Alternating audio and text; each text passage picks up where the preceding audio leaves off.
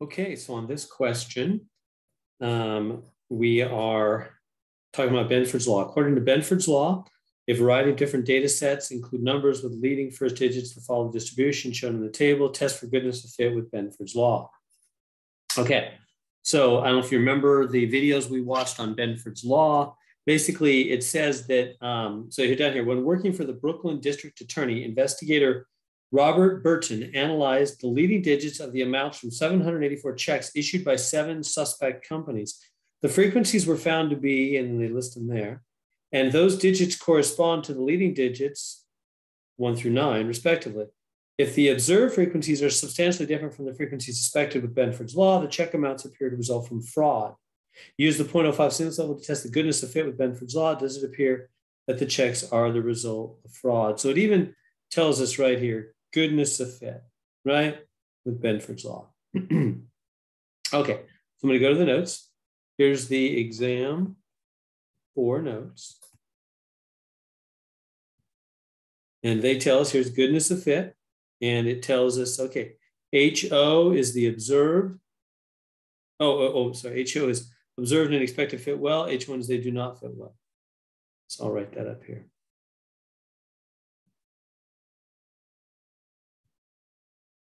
Observed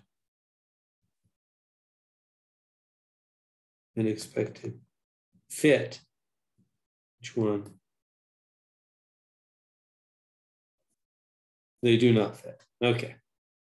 Right. So now what does it tell me to do? Put the observed values in L1. Okay. So take your calculator. What are the observed values? Frequencies were found to be, make this a little bigger, these right here. This is L1. Does that make sense? L1 is going to have the number 0, 12, 0, 73, 482, 186, 8, 23, 0. What are those? It says those digits correspond to the leading digits 1 through 9. In other words, that's how many 1s, that's how many 2s, that's how many 2s. So for all the checks, for the 784 checks, so this basically, this investigator took 784 checks that the companies had written. And looking at all those checks, there were no checks that had a leading digit of 1. There were 12 checks that had a leading digit of 2. There were no checks with a leading digit of 3. There were 73 checks with a leading digit of 4.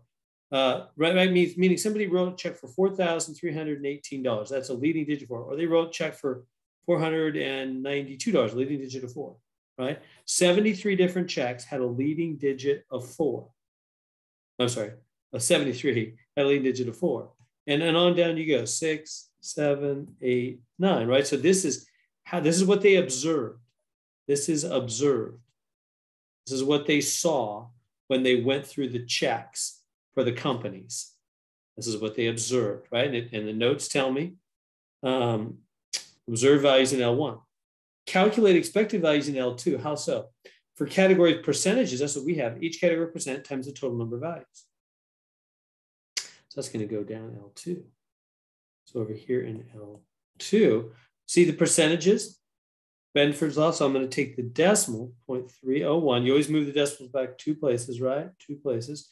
Times total number of values, right here, 784 checks. And then you just hit the buttons on your calculator. Well, actually, you know what? You could just type those straight into your calculator. Yeah, you don't even need to figure out what they are here. I'm just going to type them straight away. Okay, the next one is 0.176. Getting it right here. Times 784. Next one, 0.125. That's how many 3s we would expect to happen if, according to Benford's law. Remember, Benford's law tells us the way numbers really work. That's how many 3s. And then how many 4s? 9.7. So got to move the decimal back 2 places. So let's get careful there. It'll be 0.097, right? Because you move back the decimal back 2 places, always 2 places from percentage to decimal. Next one, 0.079. Next one, 0.067. Next one, 0.058. Always times, so because it's that percentage of all the digits, of times the total number of checks. 0.051 and 0.046. So those are all going to go down L2. So by that, I mean you can literally put those right down L2, just like that. So in case I'm not being clear, let me show you on my calculator here. So using my, all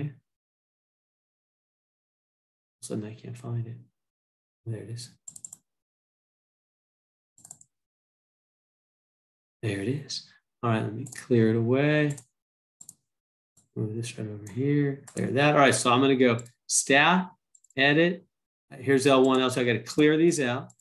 Clear L2, go over, go up, clear L1, clear, enter. Okay, so down L1, I'm gonna put those numbers 0, 12, 0, 73, 42,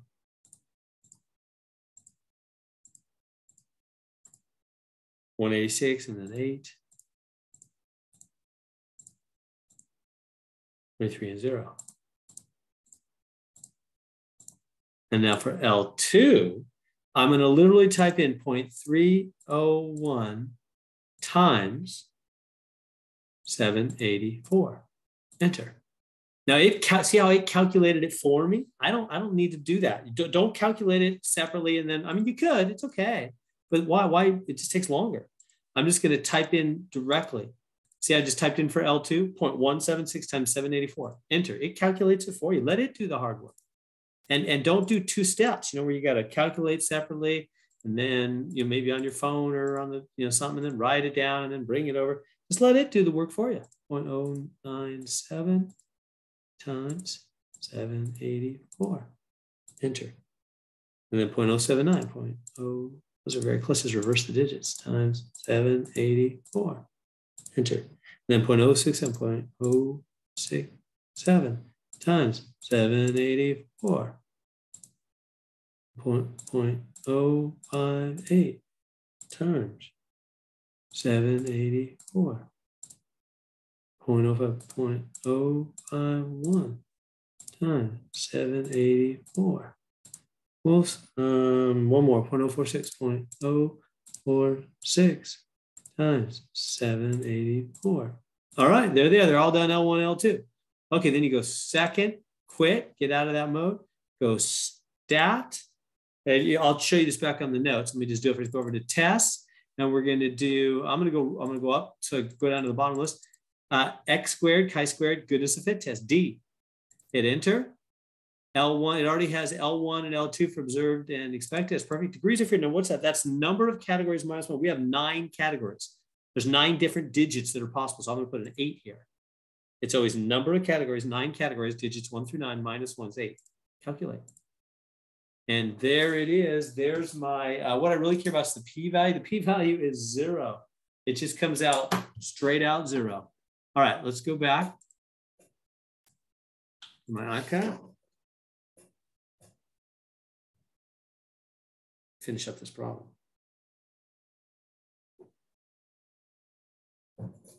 Okay, so again, so then according to the notes, then I put in, each category percentage times the total number of, I did all that. Then I went to stat, test, chi-squared, goodness of fit test, observed L1, expected L2, degrees of freedom is number of categories, which was 9 minus 1, right? Number of categories minus 1. So the degree, whoops. Degrees of freedom came out 8. Type that in, did all that, right? And so the p-value came out 0, just straight out 0. Now, what conclusion does that mean? Well, you know what we always, how the p-value is. If the p is low, meaning p is less than alpha. And what is my alpha? Well, alpha is 0.05 right here. So yeah, it's certainly, alpha is 0.05. There's alpha. It's certainly less than that, right? 0 is less than any number. P is low. If p is low, then HO must go away, meaning reject reject HO, keep H1. So I'm going to reject HO. I'm going to cross out HO. I'm going to keep H1. Keep it, which says what? They do not fit.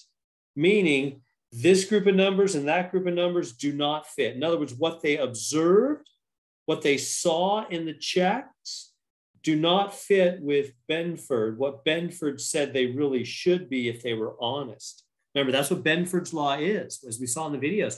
It's just how numbers really work, how leading digits anyway really work for everything, for populations, for incomes, for salaries, for check writing, for business, for psychology, for images with the pixel numbers, all that. It just always goes there. So if you look at a bunch of checks and they don't fit Benford's law, they're lying. They're doing something bad. Those are not sincere purchases. People are forging checks and doing something illegal. They're writing themselves checks and stealing money from the company, right? Where if just a normal flow of business says that the leading digits will fit Benford's law. And so our conclusion, keep H1. And remember, H1 is always what? Strong evidence. HO is always weak evidence. H1 is always strong evidence. So there's strong evidence that they do not fit. There's strong evidence that what they observed doesn't fit what it should be, Benford's law. So what is that? Not sufficient? No. Sufficient? Yes. Sufficient? Yeah. Not sufficient? No. Sufficient, therefore we conclude that the checks are not the result of fraud? No, no, no. Therefore we conclude the checks are definitely the result of fraud. Yes. There it is. Sufficient evidence, definitely the result of fraud. Why? Because they don't fit. If you don't fit Benford's law, you're doing something shaky. Because Benford's law is what happens naturally. And so there we go.